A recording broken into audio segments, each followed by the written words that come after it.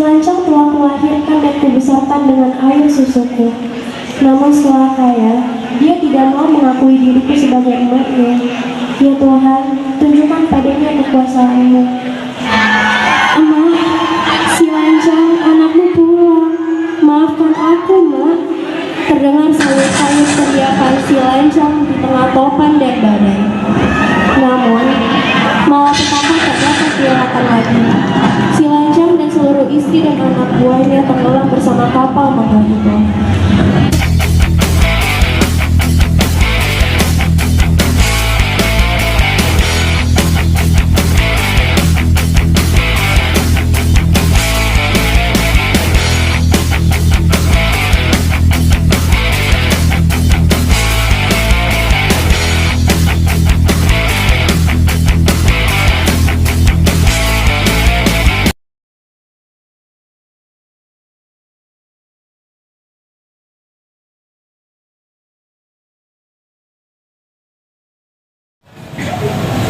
A'udzu billahi minasy syaithanir rajim.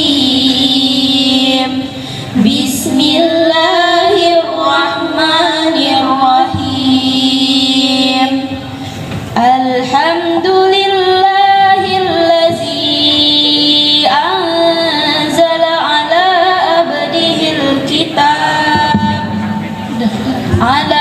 abdihil kitab walam yaj'al lahu iwaja qayyiman liyunzira ba'san shadidan min ladunhu wa yubashshiral mu'minina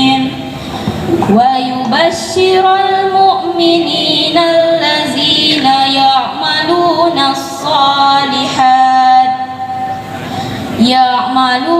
as-salihati anna lahum ajran hasana makisina fihi abada wa yunzira allazina qalu ittakhazallahu walada.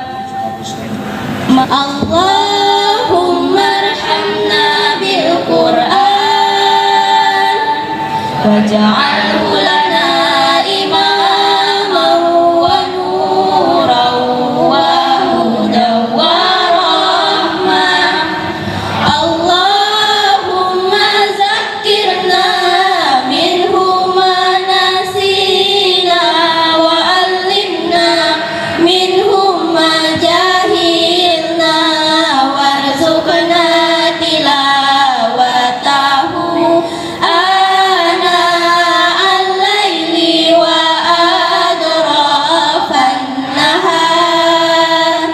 waj'alhu lana hujjatan ya rabbal alamin. Salatullah salamullah ala taha rasulillah. Salatullah salamullah ala yasin habibillah. Tawassalna bi bismillah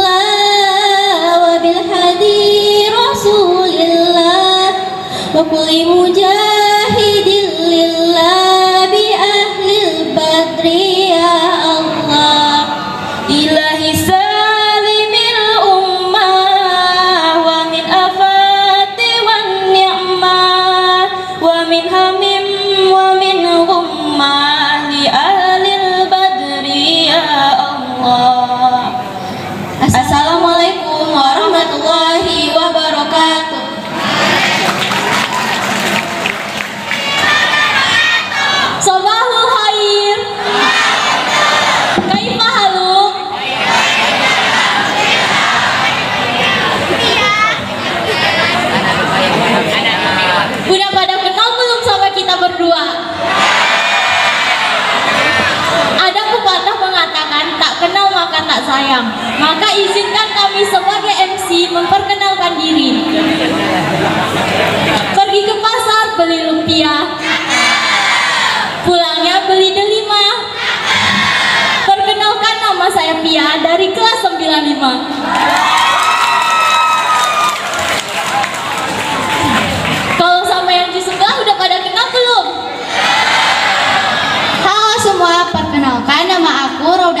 pertama bisa dipanggil Uul dari kelas 95.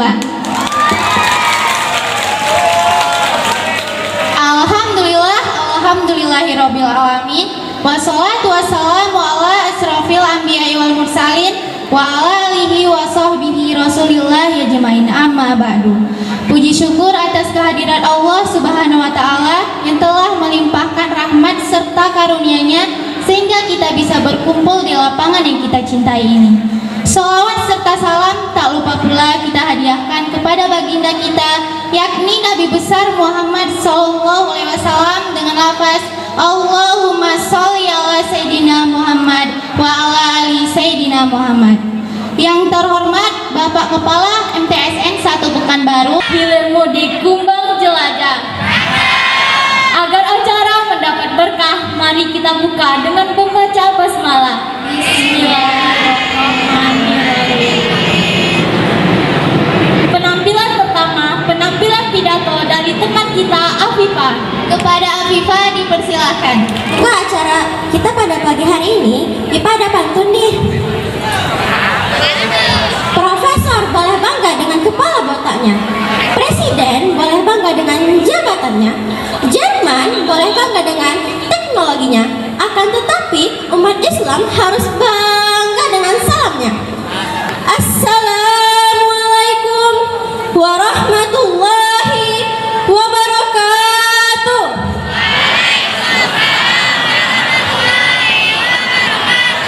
Hamdan wa syukranillah, salatan wa salaman ala rasulillah, amma ba'du. Puji syukur kehadirat Allah Subhanahu wa taala yang telah melimpahkan rahmat dan karunia-Nya kepada kita semua sehingga bisa hadir ke madrasah yang kita cintai ini. Salawat beriring salam tak lupa pula kita sampaikan kepada junjungan alam, yakni Nabi besar Muhammad sallallahu alaihi wasallam dengan melafazkan Allahumma sholli ala Sayyidina Muhammad wa ala ali Sayyidina Muhammad. Assalamualaikum ya Rasulullah. Pada kesempatan kali ini, Afifah ingin menyampaikan sebuah pidato yang berjudul Remaja Gaul. Apa sih yang terlintas dalam pikiran kita ketika mendengar kalimat tersebut? Mungkin ada yang berpendapat kalau remaja gaul itu ialah remaja yang pakainya modis, stylish, ataupun suka dugem bahkan keluar malam. Padahal gaul dalam kacamata Islam ialah remaja yang mengikuti perkembangan zaman tanpa meninggalkan syariat. Bila dirumuskan, gaul sama dengan modern tanpa syar'i. Sebagai remaja gaul, hendaknya di dalam gaulnya menjadi remaja yang berkarakter, yang mampu menangkal tradisi yang menyimpang dari syariat Islam. Jangan boleh terseret dalam pergaulan yang bisa merusak syariat Islam, karena kita adalah umat yang terbaik. Sebagaimana Allah berfirman dalam surat Ali Imran ayat 110 yang berbunyi, A'udzu billahi minasyaitonir rajim. Bismillahirrahmanirrahim. Kuntum khairu ummati ukhrijat lin-nasi ta'muruna bil ma'rufi wa tanhauna 'anil munkar wa tu'minuna billah. Yang artinya, seorang mukmin, kami umat Islam, umat yang terbaik yang dilahirkan untuk manusia, menyuruh kepada yang ma'ruf, mencegah dari mungkar, dan beriman kepada Allah. Wahai para pemuda, gunakanlah waktu muda kalian dengan baik, karena sesungguhnya demi Allah, aku tidak melihat saat yang paling tepat untuk beramal kebaikan kecuali di masa muda. Lalu, bagaimana sih menjadi remaja gaul ala Islam? Mau Pipa kasih tahu nggak? Nah, yang pertama, shahihul ibadah, ibadah yang benar, yakni ibadah dengan sesuai tuntunan Al-Quran dan Sunnah. Sholat misalnya, mau dong, masa kita sebagai remaja gaul sholatnya masih berantakan sih? Apalagi masih bolong-bolong.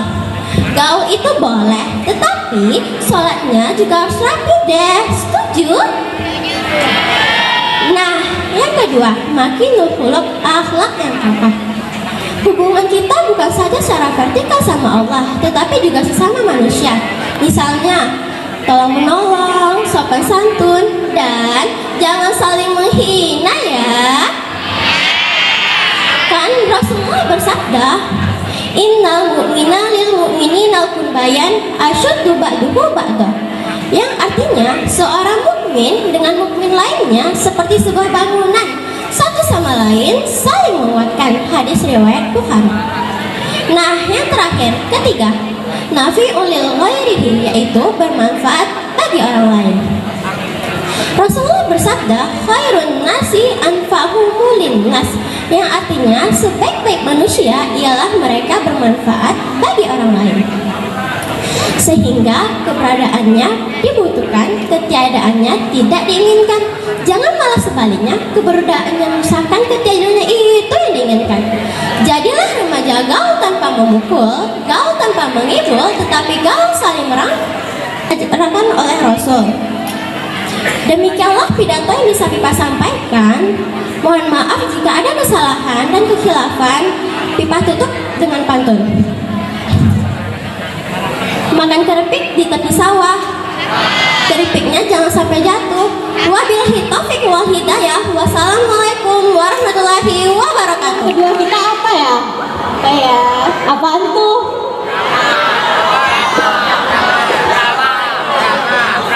Nah, acara kedua kita adalah penampilan dongeng yang disertai musikali puisi oleh Haura dan teman-teman. Kepada Haura dan teman-teman dipersilakan.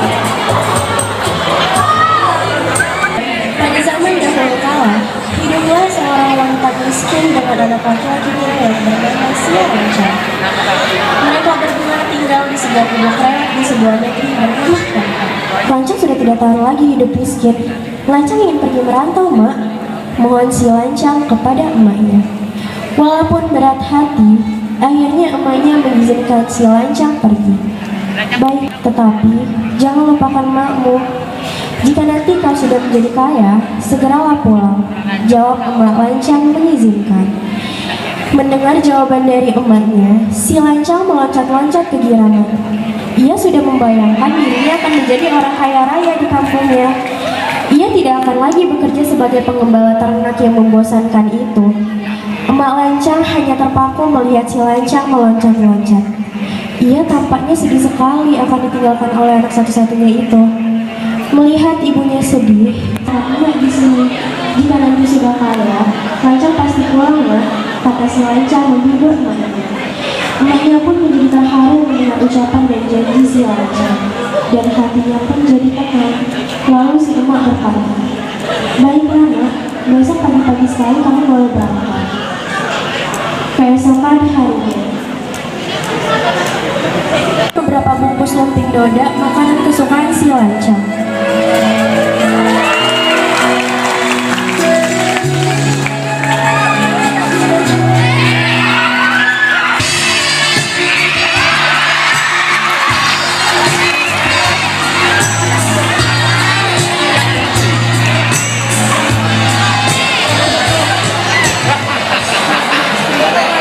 Sementara itu, menjauh di kampung halamannya, emak si Lancang hidup miskin seorang diri.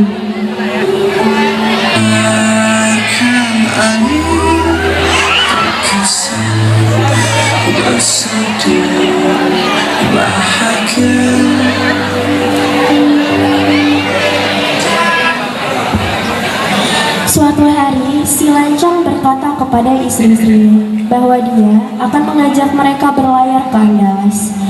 Istri-istrinya pun sangat senang. "Kakanda, bolehkah kami membawa perbekalan yang banyak?" tanya salah seorang istri Lancang. Lancang pun mengabulkan permintaan istri-istrinya tersebut. "Wahai istri-istriku, bawalah perbekalan sesuka kalian," jawab si Lancang.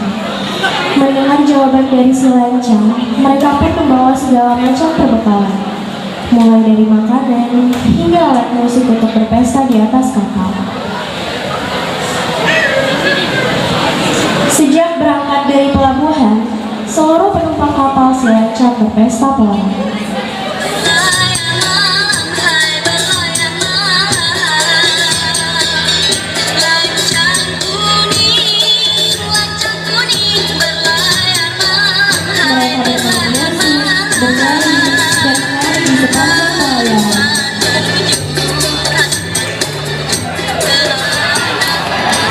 Kampung sampai, teriak seorang anak buah kapal. Penduduk di sekitar sungai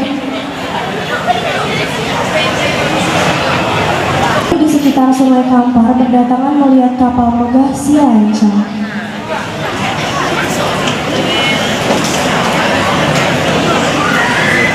Ini kata teman si Lancang sewaktu kecil. Dia lalu memberitahukan kedatangan si Lancang kepada emak si Lancang yang sedang berbaring sakit di gubuk. Kabar anaknya datang.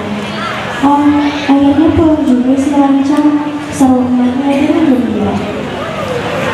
Dengan perasaan terharu, dia bergegas bangkit dari tidurnya.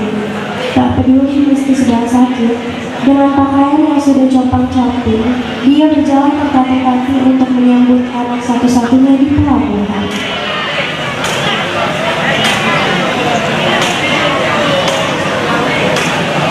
Sesaat, emak si Lancang hampir tidak percaya lagi melihat kemegahan kapal si Lancang, anaknya.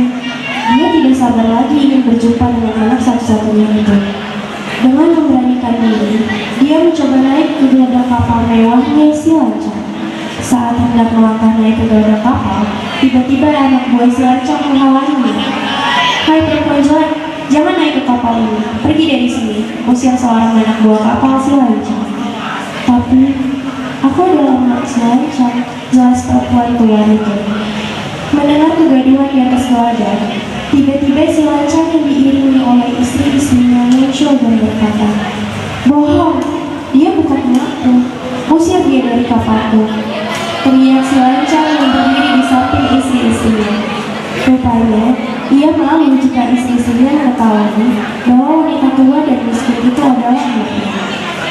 "Oh Lancang, anakku, dia sangat menyenangkanmu ya," rintik emak si Lancang. Mendengar rintihan wanita tua renta itu, dengan congkaknya si Lancang menepis lalu berkata, "Mana mungkin aku mempunyai emak tua dan miskin seperti kamu." Kemudian si Lancang berteriak, "Kelas, usir perempuan gila itu dari kapalku." Anak buah si Lancang mengusir emak si Lancang dengan kasar. Dia didorong hingga terjerembab. Angin terkisah, ku bersedih, ku bahagia. Kasihan sekali emak Lancang, sudah tua, sakit-sakitan pulang. Sungguh malu nasibnya. Hatinya hancur lebur diusir oleh anak kandungnya sendiri. Dengan hati sedih, wanita tua itu pulang ke gubuknya. Di sepanjang jalan, dia menangis. Dia tidak menyangka anaknya akan tega berbuat seperti itu kepadanya. Sesampainya di rumah, wanita malang itu mengambil sol dan biru pusaka. Dia memukul, "Si Lancang telah melahirkan dan kubesarkan dengan air susuku. Namun setelah kaya, dia tidak mau mengakui diriku sebagai emaknya. Ya Tuhan, tunjukkan padanya kekuasaanmu." Dalam sekejap, tiba-tiba angin topan berhembus dengan dahsyat. Petir menggelegar menyambar kapal si Lancang. Gelombang sungai Kampar menghantam kapal si Lancang hingga hancur berkeping-keping. Pelarian menjauhi sungai. "Emak, si Lancang anakmu pulang. Maafkan aku, Mak." Terdengar sayup-sayup teriakan si Lancang di tengah topan dan badai. Namun, malapetaka tak dapat dielakkan lagi. Si Lancang dan seluruh istri dan anak buahnya tenggelam bersama kapal megah itu. Barang-barang yang ada di kapal si Lancang berhamburan dihempas badai. Kain sutra yang dibawa si Lancang dalam kapalnya melayang-layang. Kain itu lalu berlipat dan bertumpuk menjadi negeri lipat kain yang terletak di Kampar kiri. Sebuah gong terlempar dan jatuh di dekat gubuk emak si Lancang di air tiris, menjadi sungai Ogong di Kampar kanan. Sebuah tembikar pecah dan melayang menjadi pasu bilah yang letaknya berdekatan dengan danau si Lancang. Di danau itulah tiang bendera kapal si Lancang tegak tersisa. Bila sekali waktu tiang bendera kapal si Lancang itu tiba-tiba muncul ke permukaan danau, maka pertanda akan terjadi banjir di sungai Kampar. Banjir itulah air mata si Lancang yang menyesali perbuatannya karena telah durhaka kepada emaknya. Sejak peristiwa itu, masyarakat Kampar meyakini bahwa meluapnya Sungai Kampar bukan hanya disebabkan oleh tingginya curah hujan di daerah ini, tapi juga disebabkan oleh munculnya tiang kapal Silancang di Danau Lancang. Kabupaten Kampar yang masuk dalam wilayah Provinsi Riau ini sangat rawan dengan banjir. Hampir setiap tahun Sungai Kampar meluap sehingga menyebabkan banjir besar yang dapat merendam pemukiman penduduk di sekitarnya.